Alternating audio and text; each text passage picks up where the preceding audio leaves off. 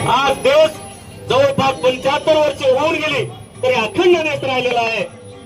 अखंड देश राहण्याचं एकमेव कारण म्हणजे बाबासाहेब आंबेडकरांचं संविधान आहे. मित्रांनो, या बाबासाहेब आंबेडकरांच्या संविधानामुळे सर्व जाती धर्मातील लोकांना, वंचितांना, मागासवर्गीयांना, अल्पसंख्याक आज तुमचे आमचे उद्धारक महापुरुष महामानव परमपूज्य बोधिसत्व डॉक्टर बाबासाहेब आंबेडकर यांचा 69वा महापरिनिर्वाण दिन आहे. या महापरिनिर्वाण दिनाच्या निमित्तानं नांदेड शहरामध्ये डॉक्टर बाबासाहेब आंबेडकर पूर्णाकृती पुतळ्याला नांदेड शहरातीलच नव्हे तर पूर्ण नांदेड जिल्ह्यातील आंबेडकरी समाज व बाबासाहेब आंबेडकरांना मानणारा सर्व समाज या ठिकाणी अभिवादन करण्यासाठी मोठ्या संख्येने येत आहे.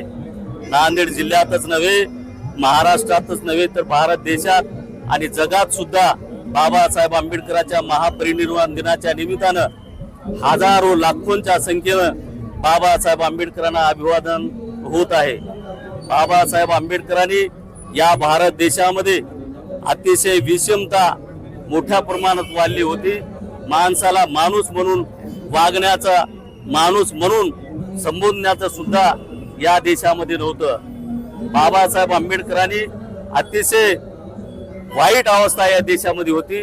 जातीय व्यवस्था होती, उच्च निश्चितता होती, स्पर्श अस्पृश्यता होती आणि अतिशय विषमतेची दरी या भारत देशामध्ये मोठ्या प्रमाणात वाढलेली होती.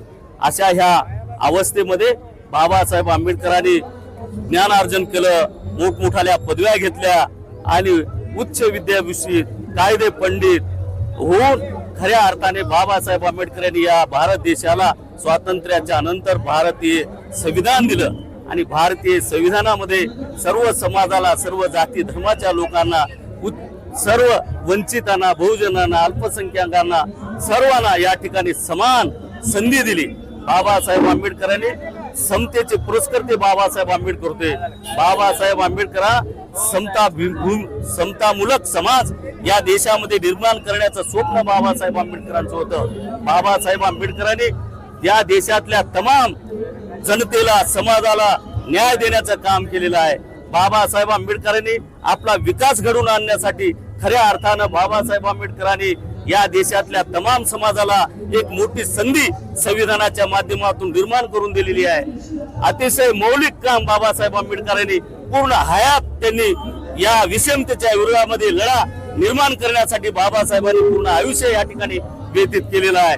तेव्हा अशा महापुरुषाला बाबासाहेबांच्या महापरिनिर्वाण दिनी नतमस्तक होण्यासाठी हजारो लाखोंच्या कोट्यावधी लोक बाबासाहेबांच्या चरणी नतमस्तक होत आहेत. मित्रो, बाबासाहेब आंबेडकरांच्या या महापरिनिर्वाण दिनाच्या निमित्तानं मी आवर्जून या ठिकाणी समाजाला सांगणार आहे की बाबासाहेब आंबेडकरांचं जे बाबासाहेब आंबेडकरांनी 14 ऑक्टोबर 1956ला तुम्हा आम्हाला बौद्ध धम्माची दीक्षा दिली, एक समतेचा एक धम्म तुम्हाला दिला आणि तो धम्म सर्व समाजाला न्याय देणारा धम्म आहे, उच्च नीचतेला गाडणारा धम्म आहे, विषमतेला गाडणारा धम्म आहे. असा धम्म तुम्हाला आम्हाला दिलेला आहे. त्या धम्माचा प्रचार प्रसार आपण केला पाहिजे. बाबासाहेबांचा विचार येणाऱ्या काळामध्ये तरुणामध्ये रुजवला पाहिजे.